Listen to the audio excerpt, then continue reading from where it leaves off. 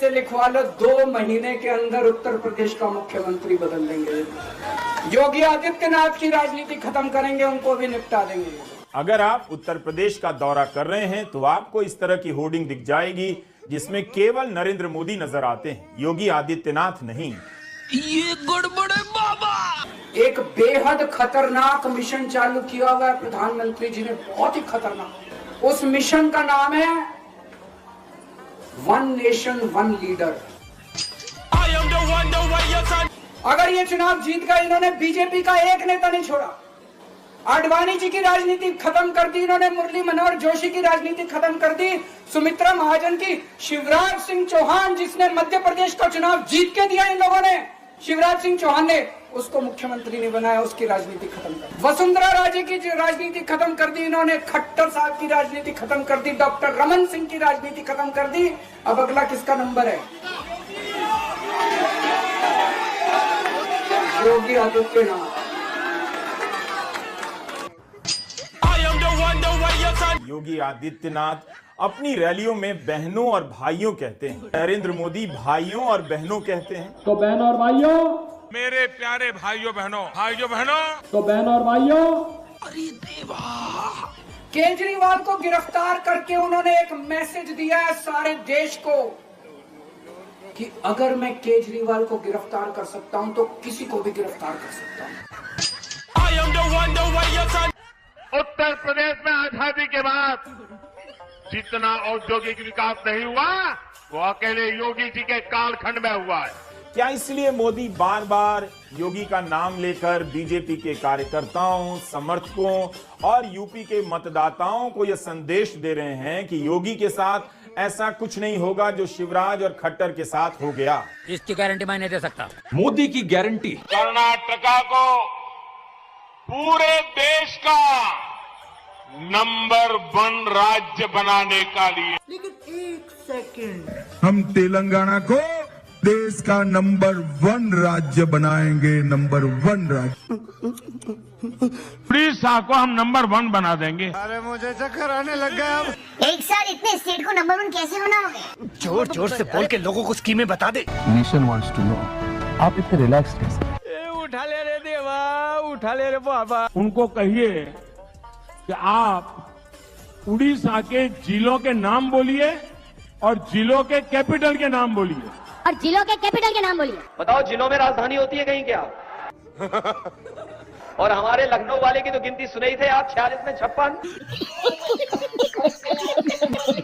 तो भक्त उसको भी जस्टिफाई करेंगे, कहेंगे कि मोदी जी ने कहा है तो कुछ सोच कर ही कहा होगा। मोदी जी तो कह रहे हैं। पिक्चर चालू करो बे।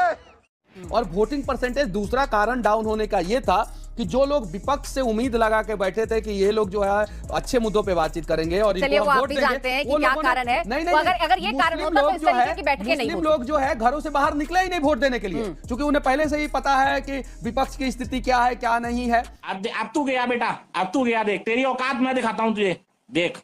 तो मुस्लिम लोग घरों से बाहर। हिंदू मुसलमान पर क्यों उतर आते हैं? मैं तो वोटर की बात कर रही हूँ, मैंने यंगस्टर्स की बात की। मैंने तो मैं एग्जैक्ट ग्राउंड रिपोर्टिंग बता रहा हूँ। ज्यादातर मुसलमान जो है वो विपक्ष को वोट करते हैं, और जो समझदार मुसलमान हैं वो भारतीय जनता पार्टी को वोट करते हैं। मतलब जनता समझदार नहीं है? नहीं, जनता को जो जनता बीजेपी को, एनडीए को वोट ना करे वो समझदार नहीं। नहीं, ये कहा ना आपने? नहीं, देखिए कंट्रोवर्सी करने की जरूरत नहीं है। आप दूसरी तरफ वालों की बात करने लगे ना, आप पलटने लगे ना बात से। अब आप कहेंगे मेरे बयान को तोड़ मरोड़ कर पेश कर दिया।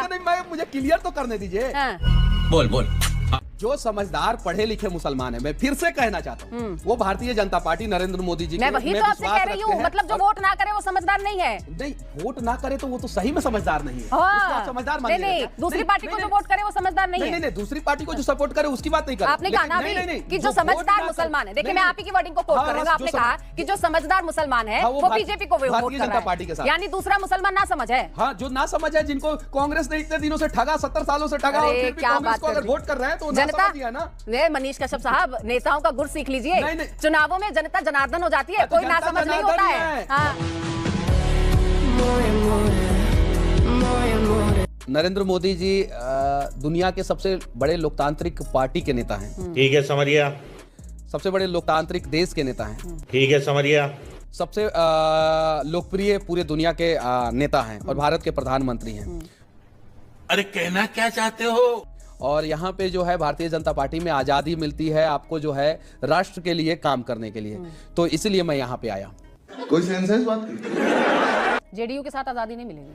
मैं उन लोगों के बारे में नहीं सोचा, मैं उस पार्टी को जो है, वो तो आपके ज्यादा करीबी हैं, नहीं बिहार से हैं। मैं उस पार्टी के बारे में कुछ नहीं सोच पाया, मैं उस पार्टी के बारे में नहीं। सरकार में भी थे, सरकार के खिलाफ तो आप आवाज उठाते रहे। एकदम बिल्कुल उठाता रहा हूँ। तो फिर तो फिर क्या, तो एनडीए के पास क्या फिर वो वॉशिंग मशीन वाला सवाल आ जाता है कि एनडीए के साथ बताइए ना कि एनडीए में कहाँ कौन सा वॉशिंग मशीन है, आप बताइए। बात तो ये गलत परसेप्शन है। एनडीए में जो है अच्छे लोग आते हैं, अपनी अच्छाइयों के साथ आते हैं। तो सरकार के खिलाफ तो आप आवाज उठाते थे। एकदम बिल्कुल। तो फिर अच्छे लोग कैसे हो गए? खत्म हो गया भैया मैटर। कैसे काम ना करे देश के लिए? अरे उस समय तेजस्वी जी और जदयू की सरकार थी ना बिहार में मैडम, जब मैं जेल गया था तो जेडीयू में नीतीश बाबू नहीं थे? एकदम बिल्कुल थे। अब वो एनडीए में नहीं है क्या? अब सुधर गए हैं, एनडीए में आए हैं, नरेंद्र मोदी जी के साथ हैं, तो अच्छा काम कर रहे हैं। तो अच्छा काम कर रहे हैं, जहाँ गलत होगा वहाँ मनीष कश्यप को आप देखिएगा आवाज उठाते हुए, एकदम 100%। मैं आपके कैमरे के सामने कह रहा हूँ। वो तो कह रहे थे कि हम कभी नहीं जाएंगे बीजेपी में, हमसे तो आप लिखवा लीजिए। तो उनसे जाके पूछिए ना, अभी मेरा 48 घंटा भी नहीं हुआ है। आप भी तो कहते थे, मुख्यमंत्री नीतीश कुमार जी की बातें पूछे, मैं राजनीति में नहीं जाऊंगा। क्यों मर गया? कोई को मत बुलाना, नहीं मैं तो चल घर पे चलो। कश्मीरी लोगों से मारपीट में भी कुछ हुआ होगा? मारपीट नहीं हुई थी।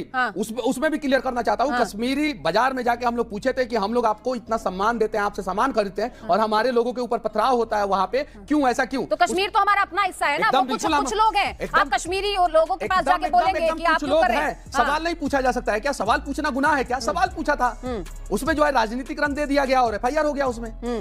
ये चीजें है, सवाल पूछा गया। मारपीट अगर हुआ, किसी निर्दोष से जाके सवाल पूछेंगे कि हम पर पत्थरबाजी क्यों हो रही है? नहीं, ये चीजें नहीं पूछा था मैंने। सुनिए, अगर मैं यही चीजें, तो देखिए किसी के ऊपर बेवजह तलवार से हमला करना जायज नहीं है। अगर मैंने ऐसा किया है तो कोई वीडियो क्लिप तो आपके पास होना चाहिए ना। आप भी कबूल कर रहे हैं ना कि हुआ था? नहीं, बातचीत हुई थी। सवाल पूछे थे। सवाल क्यों नहीं? सवाल पूछना भी सवाल मैं देश में एक अच्छा मैसेज देने के लिए मैंने पूछा था कि कश्मीर में हमारे देश के जवानों के ऊपर पत्थरबाजी होता है, आप लोग बताइए कि आप लोगों को हम लोग इज्जत देते हैं कि नहीं? तो उन लोगों ने बोला हाँ इज्जत देते हैं। आप लोग क्या होता है, भारत के नागरिक क्या, उनका अधिकार है इज्जत?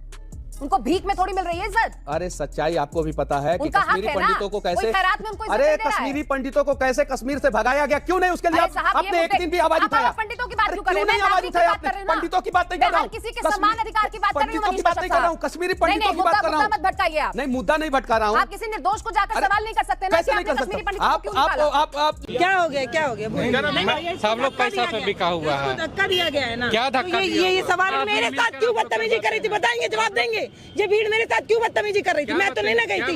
सरकार से सवाल नहीं करे, चरण वंदना करे, मोदी जी भगवान करे। भगवान है मोदी जी, लोग पूजा करते हैं।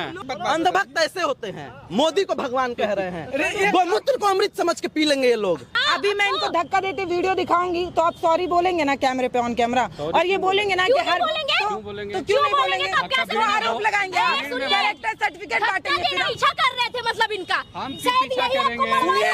ये आदमी मरवा भी सकता है मुझे, ऑन कैमरा रिकॉर्ड कीजिए, क्योंकि आदमी मेरा पीछा कर रहा है। डकबंगला शक्ल भी अमित शाह से मिलती है, इसकी शक्ल भी अमित शाह से मिलती है। देखिए तो फिर माफी मांगेंगे, बोलिए। हाँ, पैर पकड़वाएंगे। हाँ, पैर पकड़वाएंगे। कैसे लेवल लगाए हैं दिखाइए ना, अकाउंट निकाल के दिखाइए। 10 रुपए भी आरजेडी बीजेपी कहीं बोलिएगा भैया, माफी तो मांग